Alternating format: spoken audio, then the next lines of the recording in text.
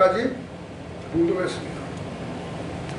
에베소 3장 1절부터 7절까지 있는 말씀, 하나님이 인류를 구원하시기 위한 그 계획과 의도와 경륜, 하나님이 우주를 창조하시고 역사를 진행하시며 그의 하시고자 하시는 큰 뜻을 성취하시기 위하여 하신 일이 무엇일까요?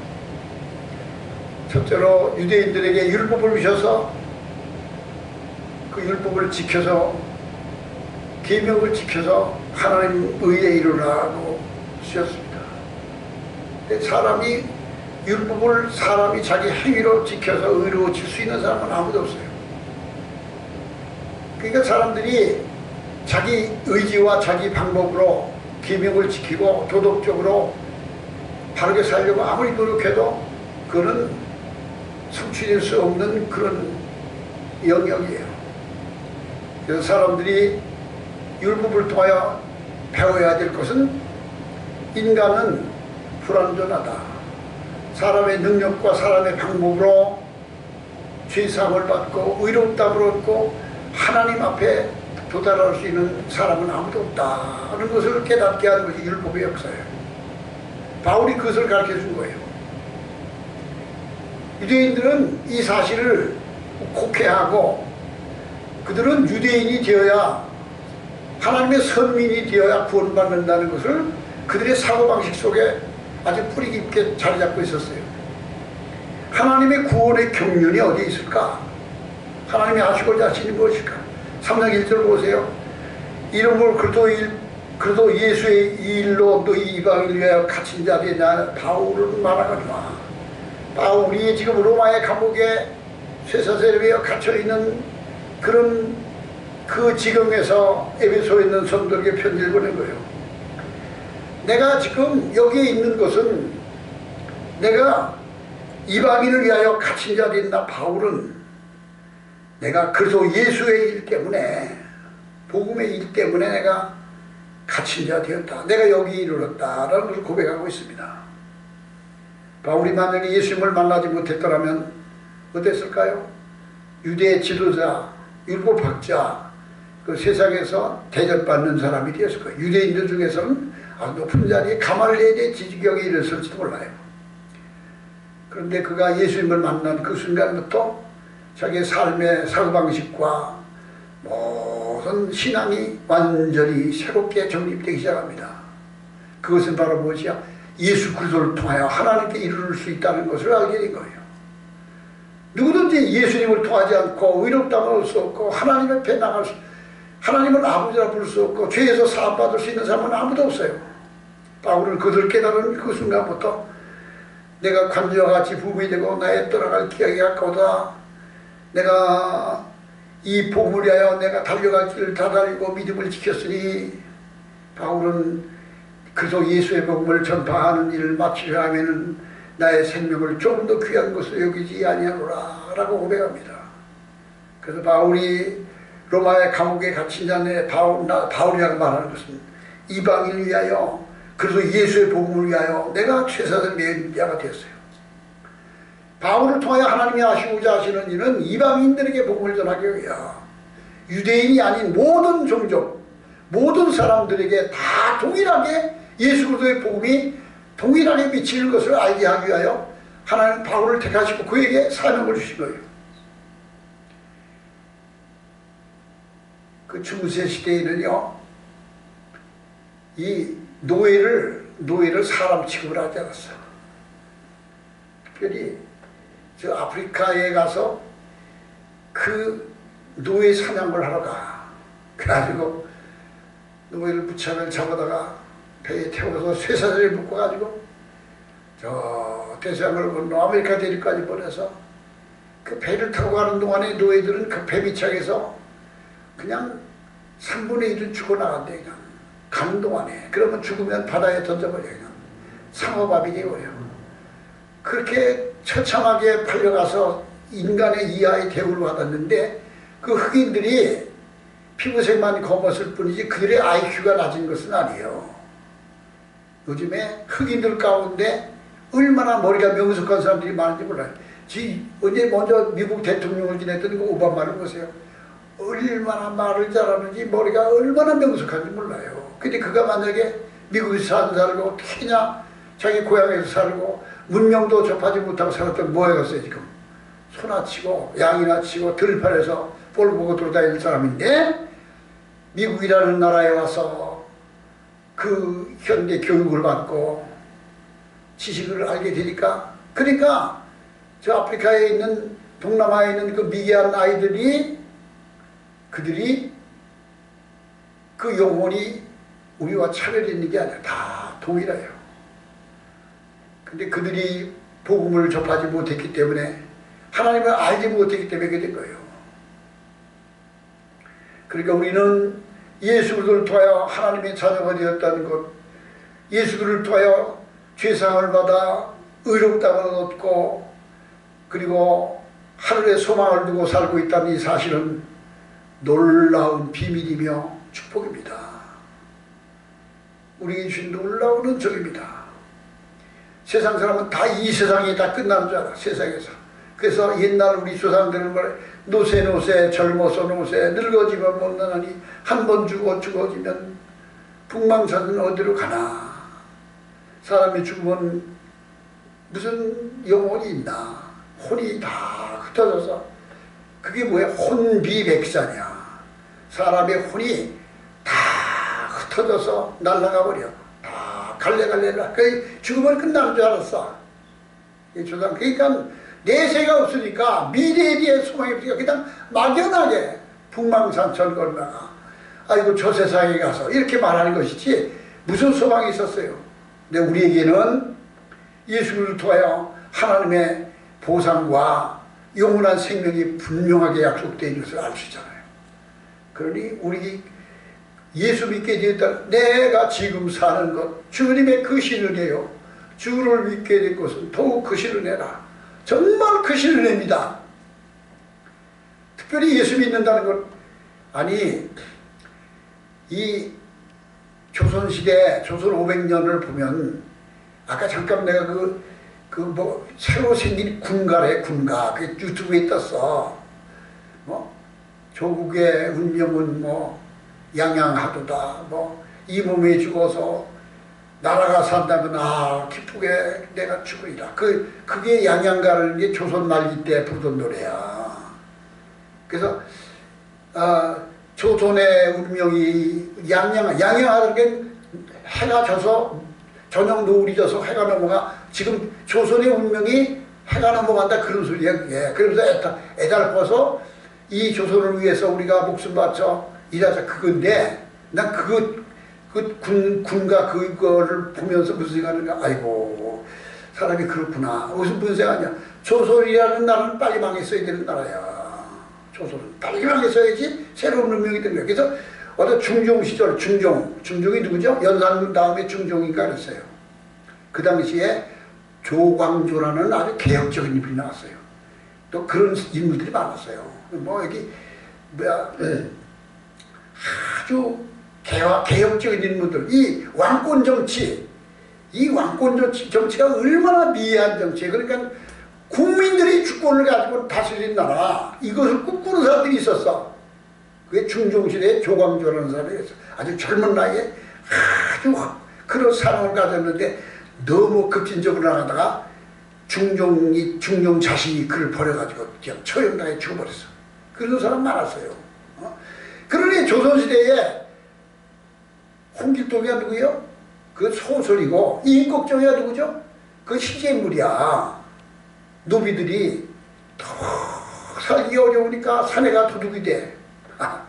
그 임꺽정이는 허균이라는 사람이 쓴 가상인물 소설 속에 나온 건데, 동해반쪽 서해반쪽 하면서 탐관오리들을 혼내주고, 탐관오리들이 뺏어간 도둑질한 거 다 뺏어다가 가는 사람 나눠주고, 그걸 보면서 사람들은 홍길동전을 보면서 그냥 마음의 위로를 얻고 기쁨을 얻었어. 조선이라는 나라는요, 이게 잘못된 나라. 이게 왜 그런지 늘 말하면, 아니 전 국민의 40%가 노비야. 노비가 자식을 낳으면 노비가 돼. 그래서 성산문의 부인, 성산문의 어머니, 성산문의 누이 동생, 그 중신들이 세조에 의하여 역적이 돼서 처형되었잖아. 남자들은 다 사지가 찢겨 죽었어. 남자는 다 죽여. 어린애가 다 죽여. 뭡니까? 수양대군에 그때만 그래요? 조선 왕조 500년 동안 왕이 있을 때마다 정별이 일어났어. 모함을 해서 죽이고, 그냥, 그리고 죽이고 죽고. 그리고서 죽이는 그 상대방들은 다 노비가 돼, 그냥. 처자식이 노비가 되고. 그러니까 어제까지는 정승의 부인이었는데, 정승의 딸이었는데, 영모에 몰려서 처형도 하고 나니까, 이게 혁명을 일으킨 그 사람들 집에 노비가 돼 들어가. 그래서 뭘 했잖아요? 아무 노비하기는 하고, 이게 살아서 새끼를 많이 낳아. 그래야지 돼새끼 이렇게 재산이 늘어나. 그게 무슨 나라가 그런 나라가 있어요. 인권이 어딨어, 그냥 죽이고 죽고 팔고. 이런 나라가 있었는데, 조선나라는 빨리 망했어야 되는 나라야. 근데, 우리 애국 지사들 가운데는 지금 이 나라가 지금 이 공산주의 된다는 이것은 우리가 분명히 막아야 되지만, 일제 때 내가 하는 말을 들으면 사람들이 저 자식은 저거 친일파라고 나를 욕할지도 몰라. 왜? 한일 합방이 되고 조선이 망하는 게 잘했다고 내가 그러잖아. 그러면 야 임마 넌 그러고 조선이 망해서 일본 식민지가 된 게 좋냐? 이 친일파놈아. 나한테 그럴지도 모르지. 그게 아니야. 조선은 그 당시에 그냥 빨리 망해야 변화가 오는 거요. 이완용이는 원래 충신이었어, 그 사람은. 조국을 사랑해서. 근데 보니까, 국제정세를 보니까, 이 일본이라는 나라는 청나라를 이겨버리고 러시아를 이겨버렸어. 제정 러시아를. 승승장구하고 세계를 뻗어나가. 그리고 일본이 한국 와서 하는 거 보니까, 수리조합을 만들고, 농사개정법을 주고, 펩시를 개량하고, 쌀 생산량이 들어가고, 그냥 다 잘해줘. 그러니까, 아이고. 일본한테 합쳐서 일본이 다스려지면 나라가 잘 되겠구나. 그래서 아니라빠 하는데 앞장서서 그 을사오적들이 그래요. 그런들이 그렇게 하면서 일부러 돈을 받고 뭐 자기를 받고 이 짓을 해가지고 욕을 먹었지만 사실 크게 보면은 조선이라는 나라는 망했어야 되잖아요. 이게 뭐예요? 복음이 들어와서 이 나라가 이렇게 해야 된 거예요. 제가 지난번 설계했잖아요. 앞에서 언더우드 두 선교사가 저 북쪽 대동강을 걸어서 북쪽 한 조선으로 들어와서 보니까 너무 가난하고 미개한 사람들이야. 그 가난에 쪄들고 병들고 미개한 그들이 자기들이 그렇게 처참하게 사는 것을 느끼지도 못하고 살아. 불쌍해서 가까이 가기만 하면 서양 귀신이 왔다고 즐거워 라서 도망갈까. 그러니까 뭐라고 해줘요? 하나님, 이 캄캄한 어둠의 땅에 우리가 떨어졌습니다. 우리는 어찌하여 졌습니까? 우리가 가까이 다가가면 저들이 즐거우라고 서양 귀신이라고 도망을 칩니다. 그 나라가 100년 만에 세계 6위, 10위 국가가 됐어. 이게 복음의 능력이요. 그래서 사도 바울이 내가 이방인에게 복음을 전하기 위하여 세 사람의 인바 되었다 이거. 복음의 리야. 이방인을 위하여 갇히자 된 나 바울은 너희를 위하여 내게 주신 경륜, 하나님의 은혜와의 경륜을 너희가 들었을 터이야. 바울이 우리에게 전해준 복음이 뭘까요? 우리가 조선이나 개화돼서 복음을 받아들여서 이렇게 발전한 기독교가 된 것이 뭐예요?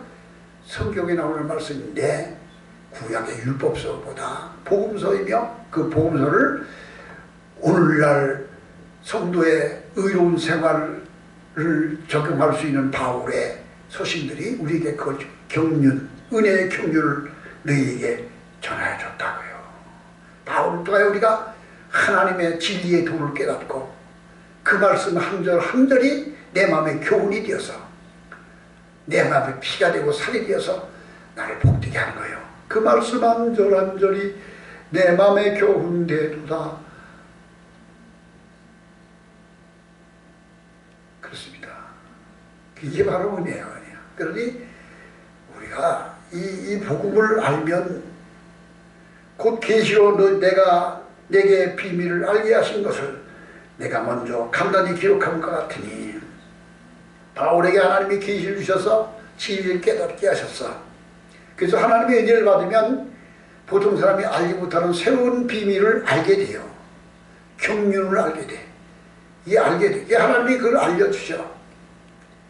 그러니까 우리는 은혜의 보좌 앞으로 더 담대하게 나가 하나님과 더 가까워지고 은혜를 더 많이 받으면 받을수록 우리는 하나님께 귀히 쓰임받는 자가 돼. 오늘 낮 시간에 바울의 은혜의 간증이야. 바울이 위대한 선교사가 되고 위대한 성경 기록자가 되고 위대한 저술가가 되고 위대한 사도가 되었던 것은 이방인의 사도가 되었던 것은 내가 내 공로 내 힘이 아니라 내게 주신 하나님의 은혜로다. 은혜 받은 것만큼 하나님께서 그에게 비밀을 알게 하시고 경륜을 깨닫게 하신다는 것이요. 예, 그렇습니다. 하나님 앞에 큰 인물이 누구냐? 하나님 앞에 더 큰 은혜를 받은 자가 큰 인물이 된 거예요. 그러니까 신분의 고하가 문제가 아니야. 학력이 좋고 나쁘게 아니야. 미국의 D.L. 무디라는 청년은 초등학교 때 나왔어. 키가 적어 그냥 목이 달라붙어서 볼품이 없는 청년이요. 근데 그가 은혜 받고 난 다음에 그냥 하나님이 그에게 함께 은혜가 함께 하시니까 그 무디는 19세기에 미국을 복음화시키고 유럽을 복음화시키는 위대한 전도자가 될 수 있었던 것은 그가 자기 힘으로 된 것이 아니라 하나님의 은혜였어. 은혜. 그러니까 내게 주신 은혜 계시의 비밀을 내가 하나님께 받은 것이 은혜의 경륜을 내가 받았고 그것을 너에게 전하여 너희가 들었을 터이라. 하나님의 비밀의 말씀들은 우리 눈을 밝히게 하고 우리의 미래를 바라볼 수 있게 하십니다. 계시로 내게 비밀을 알게 하신 것을 내가 먼저 간단히 기록한 것 같아요. 그래서 바울이 하나님께 받은 계시를 그의 서신 속에 다 기록한 거예요. 로마서에서 얼마나 많이 기록했습니까? 로마서 6장 같은 말씀들은, 로마서 8장 같은 말씀들은 통째로 다 외워도 그냥 은혜가 돼요. 다 전체가 은혜가 돼요. 로마서 6장 우리가 알고 보니까 그 로마서 8장, 고린도서 13장, 고린도서 12장 이런 말씀들은요, 히브리서 11장 이런 말씀들은 히브리서를 낮 시간에 말씀드렸죠. 우리가 로마서는 바울이 기록했다고 알고 있어. 고린도 전서 후서인데 우리는 한 권이야. 한 번 쓴 건데 그 내용을 앞뒤로 분류해서 전서 후서로 이렇게 만드는 거예요. 편집한 거예요. 갈라디아서, 갈라디아에 있는 성도에게, 에베소에 있는 성도에게, 빌립보에 있는 성도들에게, 또는 뭐 어디야 갈라디아 성도, 빌립보, 빌레몬서, 골로새서, 또 데살로니가 전서후서, 데살로니가에 있는 성도에게 보낸 편지, 전서후서, 디모데 자기의 양아들인 디모데에게 보낸 편지, 디도에게 보낸 편지, 이런 바울의 서신들이 있죠. 그런데 히브리서에 대하여서는 주석가들이 말합니다. 히브리서는 누가 썼는지 저자를 알 수가 없다 이렇게 기록해놨어. 이 히브리서를 쓴 거를 누군지를 우리가 그 저자를 분명히 구별할 수 없다 그러는데 바울이 히브리인의 관점에서 쓴 것이, 근데 그 가운데 히브리서를 바울이 기록하고 했을 것지도 모른다고 하는 사람이 많이 있어요. 히브리서 바울이 쓴 겁니다. 그 당시에 바울 아니고서 히브리서를 쓸 수 있는 인물이 아무도 없었어. 그 히브리서에는 다른 목회 서신들은 다 이방인에게 전하는 히브리서는 자기 동족에게 준 말씀들이요. 거기에 믿음의 히브리서 11장에 대한 믿음은 바라는 것도 실상에 보지 못하는 증거니 선지자들이어서 증거를 받았느니라. 이 말씀들 모두 다 놀라운 하나님의 말씀이에요. 야고보서는 예수님의 친남동생이었던 야고보가 기록하는 것인데 야고보가 은혜받고 하나님의 성령이 함께해서 그 야고보를 기록하게 한 거예요. 행함이 없는 믿음은 죽은 믿음이라. 영혼이 떠난 몸이 죽은 것 같이 행함이 없는 믿음은 죽은 것. 이 말씀들이 다 하나님께서 자기에게 주신 경륜, 그 은혜를 기록한 것이고 전하여 준 것입니다. 계시로 내게 비밀을 알게 하신 것을 내가 먼저 간단히 기록한 것 같으니. 그래서 이 기록한다는 것이 그렇게 소중한 거예요. 이 지금 바울이 이 에베소서, 빌립보서, 로마서 이걸 기록할 때 어디다 기록했을까? 편지를 어디다 썼을까? 그 당시에 종이가 어디 있어? 종이는 뭐로 만들죠? 창호지를 만들어. 저 들판에 당나무를 베어다가 껍질을 벗겨서 물에 삶아서 그거를 벗겨가지고 두들겨서 그거를 하면 창호지가 돼. 이 창호지 만들어. 우리가 쓰는 이 모조지, 이 모든 편지지 같은 종이는 전부 다 나무에서 만든 거예요. 나무를 막 부셔가지고 그 나무를, 종이는 나무야, 나무. 종이를 흡하게 쓰면 나무를 많이 없애는 거예요. 나무. 다 이게 그런데 그 당시에 2000년 전에 무슨 종이를 만들 기술이 있어. 그러니까 종이가 뭐예요? 가죽종이야, 가죽종이. 가죽종이 뭐예요? 양의 가죽을 벗겨서 그 가죽의 껍질 속에 있는 그 기름을 다 제거하고 아주 부들부들하게 만들면 종이같이 얇아서 아주 종이같이. 그게 가죽종이야. 근데 그 가죽종이는 찢어지질 않아. 둘둘둘둘둘 말아. 그 두루마리 성경. 가죽종이는 양의 가죽을 써서 둘둘 말아서 두루마리 성경이라고 그랬다고요. 그럼 바울이 이 당시에 성경을 읽을 때 어떻게 썼나? 두루마리 성경 쓴 거예요. 그 당시에 지금까지 잉크가 어디 있어? 잉크가 어디 있어? 먹물이 어디 있어? 그러니까 그 당시에 이 먹물을 만들 때 송진, 그 소나무에서 나오는 그 기름, 그것과 숯껍데기 같은 것, 이런 것들을 섞어서 그 먹물을 만들어서 그걸 찍어서 글씨를 썼다는 거예요. 그런 다음에 나중에는 저 나일강 강가에 파피루스라고 하는 갈대 같은 풀이 있어. 그 토란같이 쭉쭉 뻗어가는 풀이 있어. 그 갈대. 그거를 베어다가 그거를 말려서 그걸 이렇게 엇갈려 붙이면은 그게 종이가 돼. 그게 파피루스야. 그게 그렇게 만들어 거기다 글씨 썼어. 그게 성경이야, 그게. 요즘은 종이가 얼마나 잘 만들어지는지 얇고, 우리가 가진 성경이 이게 부피가 두꺼우니까 얇게 하려고 그냥 종이를 얇은 종이로잖아. 그렇게 얇은 종이에다 써서 성경이 두껍잖아요. 그러니 요즘은 뭐 이 종이만 만든 거 아니에요. 비닐을 얼마나 잘 만드는지. 비닐. 근데 이게 비닐을 뭐로 만들죠? 석유로 만들어. 스티로폼을 뭐로 만들죠? 석유로 만들어, 석유로.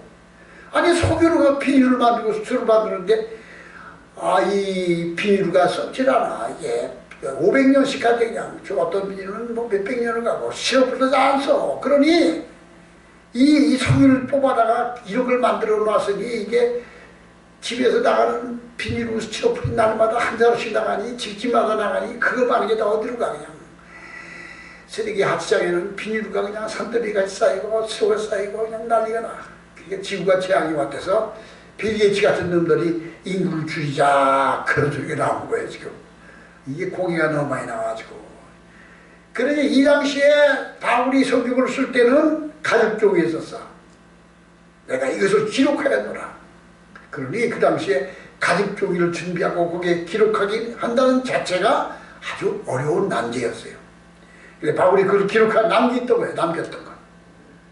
그래서 우리나라가요, 조선 500년 동안에 그 기록을 남겼어. 왕이 어전에 회의하는 모든 것들을 거기 사가들이 다 써. 부시로 써. 사가가 기록해놓은 그 기록은 왕도 함부로 못 봐. 후대 보여주. 그걸 법으로 만들었어. 그래서 후대의 역사를 알려주려고. 근데 연산군 같은 놈은 그래가지고 그냥 볼 수 없는 거 집안대로 막 갖다 읽어버리고 그랬어. 지가 고치고. 그게 그 못된. 그런데 다른 왕들은 안 그랬어. 정치하는 모든 것들을 다 보관했어. 기록해서. 근데 그게 우리 한국만이 아니야. 일본 놈들이 조선에 와서 식민지를 다스리는 동안에 모든 걸 다 기록해놨어요. 일본 놈들 대단한 거야 보면.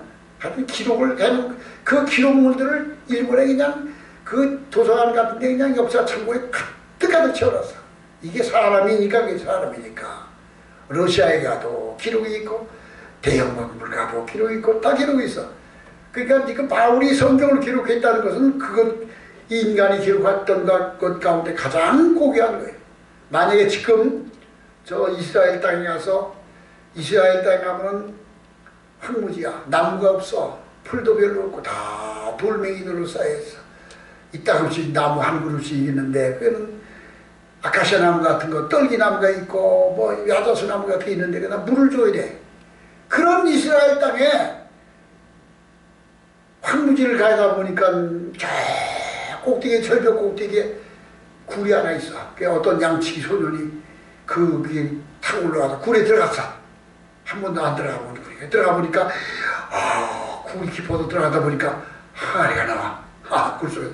이게 무슨 항아리냐고 열어보니까 두 마리 성경이 들었어. 뭔지도 몰랐어. 가져 나왔더니 이것은 사도행전 시절 사도들이 썼던 성경에, 그 성경 원본은 없어요. 이거 하나도. 그것을 번역해서 옮겨 쓴 것만 남아있어. 원본.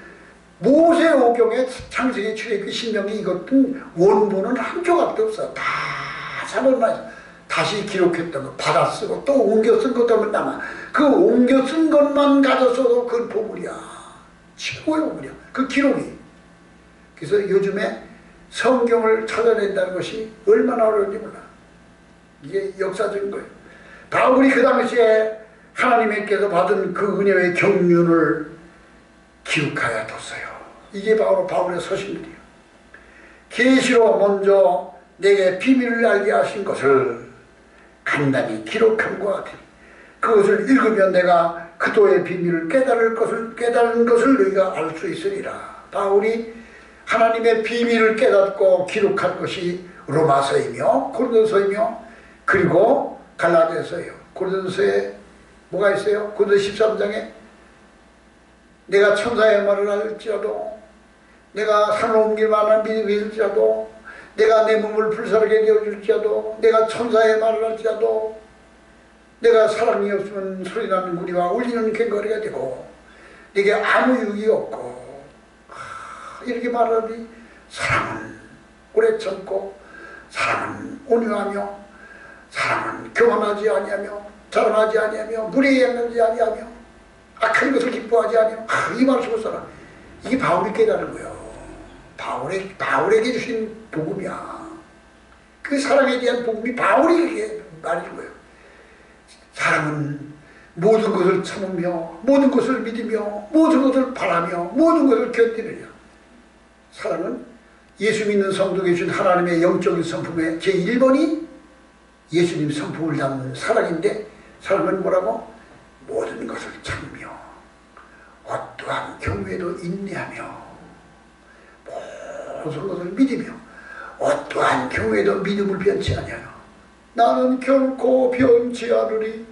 나는 결코 변치 않으리. 나의 믿음은 변치 않으리. 모든 것을 믿으며 모든 것을 바라며. 바라는 게 뭐죠? 소망이야. 우리는 고난이 닥쳐도 어떤 어려움에도 소망이 끊어지지 않아. 굳건한 소망 되시니 그 위에 내가 서리라. 그 위에 내가 서리라.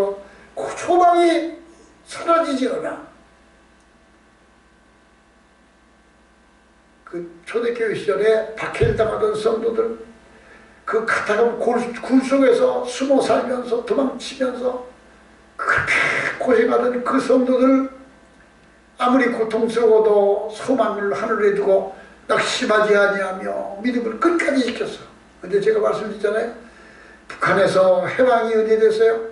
6.25 사변이 1953년도 7월 달에 휴전협정이 나고 6.25가 끝났어. 그 이전부터 기독교인들이 산속에 굴을 파놓고 깊은 굴 속에 들어가서 아무도 모르게 밤에 새벽에 가서 모여서 예배드리던 성도들이 어느 날 그 산을 뭉거뜨리고 길을 내는 거야. 김일성이가 불 쫓아가 쭉 지나가다 보니까 굴이 무너져서 푹 꺼진 데 들어가 보니까 아이고 사람들이 있던데요. 예배드리던 장소야. 거기서 예배드리는 사람을 모두 다 적어왔어. 그 탈북자가 한 얘기요. 몇 년이 지났어요? 50년, 60년이 지난 동안 거기서 살았어. 신앙이 모두 다 붙잡혀가지고 반동부자들, 예수쟁이 반동부자들 모두 다 죽이는데 그 담임 목사는 그 추에라 콘크리트 하는 그 콘크리트 굴러가는 거 있어요. 그 맷돌같이 거기다 놓고서 깔아서 온몸이 터져 죽고 그 성도들 모두 다 죽임을 가하고, 그런데 어머니는 자기 아이들 향해서 어떠한 일이 있어도 하나님을 배반하지 말아라. 얘들아 하늘에서 만나자. 이렇게 말했다는 것. 이게 우리의 소망이야. 이게 바로 어떠한 경우에도 무슨 일을 만나도 다른 소망을 버리지 않는 거예요.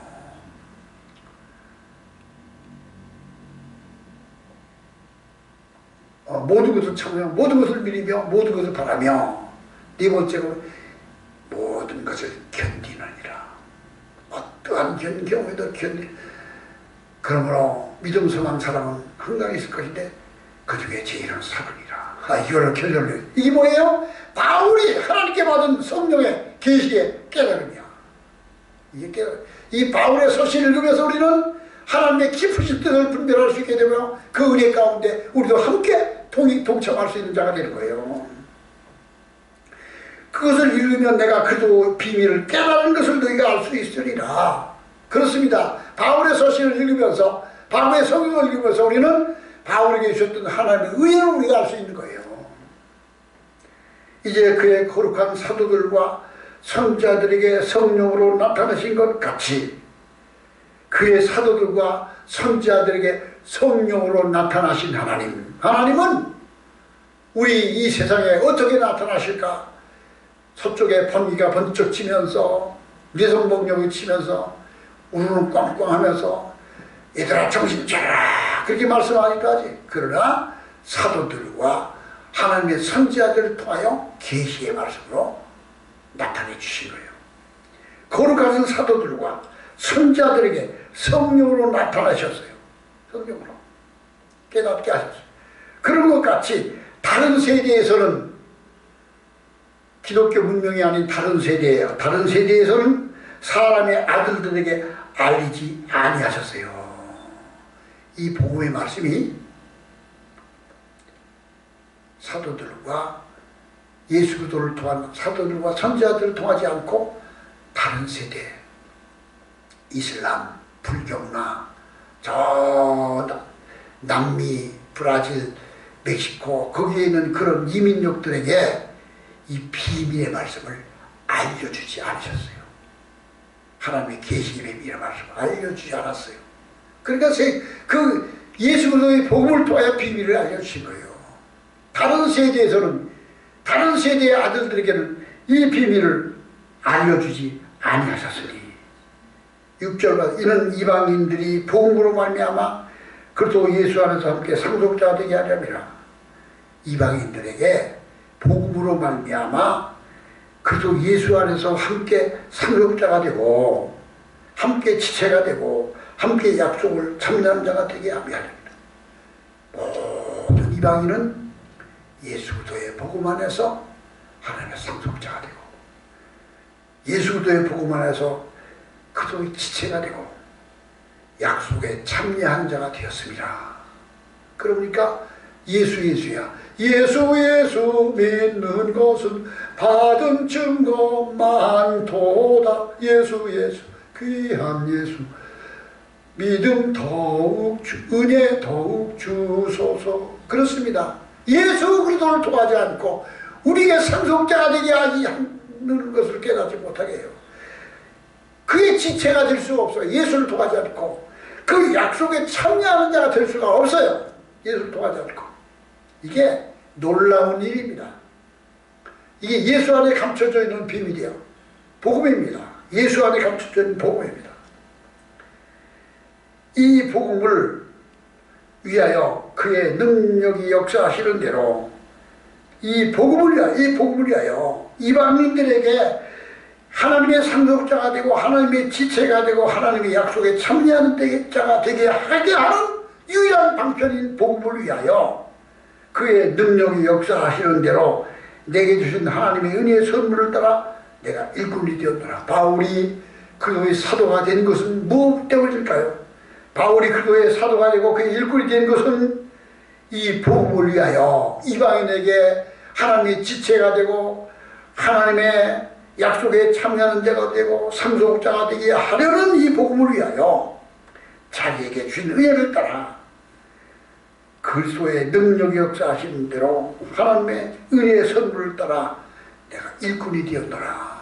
이와 같이 바울이 이방인들에게 복음의 일꾼이 된 것 같이 우리는 우리 주위에 하나님 알지 못하는 모든 세상 사람들에게 내가 예수 그리스도를 통하여 저들에게 너희들도 하나님의 상속자가 되고 하나님의 약속에 참는 자가 되고 지체가 될 수 있다는 것을 보고자 하는 것은 우리에게 주신 사명입니다.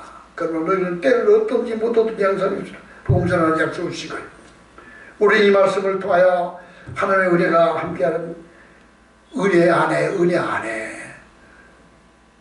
은혜로다 은혜로다 내가 누릴 은혜로다 은혜로 주 얼굴 배우는 것 지극한 영광 내 영광이라. 하나님의 은혜 가운데 살고 은혜 가운데 더 깊은 곳으로 나가 은혜의 보좌 앞으로 나갈지니라. 저 깊은 바닷속 넓은 바다 은혜의 바다로 날마다 나가 바울이 하나님의 비밀의 복음을 깨닫고 우리에게 가르친 것 같이 하나님의 은혜 가운데 나가는 저 사람이 되기를 주님으로 축원합니다. 우리 다 같이